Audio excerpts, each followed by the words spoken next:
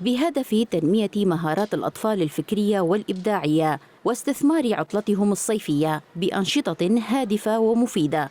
انطلقت فعاليات الدورة الخامسة من مسابقة كاتب المستقبل للطفل، وذلك بتنظيم من هيئة الثقافة في مقاطعة الجزيرة، وتحت شعار غرسة اليوم شجرة الغد.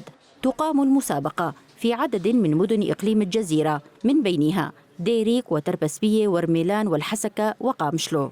ويشارك هذا العام 100 طفل من مختلف مدن الإقليم، من بينهم 20 طفلا من مدينة الحسكة. توزعوا على الشكل التالي: 11 طفلا باللغة الكردية، طفلان باللغة العربية، و7 أطفال باللغة السريانية. وتقام المسابقة موجهة لفئتين عمريتين: الفئة الأولى من سن 10 حتى 14 سنة، والفئة الثانية من 15 حتى 18 سنة. وانطلقت فعاليات الدورة في 15 من تموز بالمرحلة الأولى، وهي الاختبار الشفهي، لتستكمل بالمرحلة الثانية في 26 من تموز، حيث يطلب من المشاركين تلخيص مجموعة من الكتب التي قاموا بقراءتها.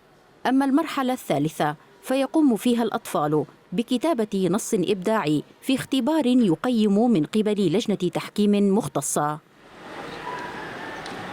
الهدف الأساسي منها هو إنه استغلال فترة الصيف، العطلة الصيفية للأطفال، واستغلالها بشيء إيجابي، شيء يفيدهم، اللي وهو من ناحية تشجيع على القراءة، تشجيع على الكتابة، بدل ما يروحوا للألعاب اللابتوب أو الآيباد أو التليفونات، حابين نشغلهم بشيء إيجابي.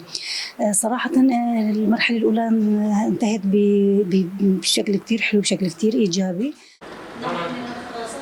هذا ومن المقرر أن يتم تكريم الفائزين الأوائل في حفل ختامي خاص، حيث تمنح جوائز تشجيعية للفائزين في كل فئة ولغة.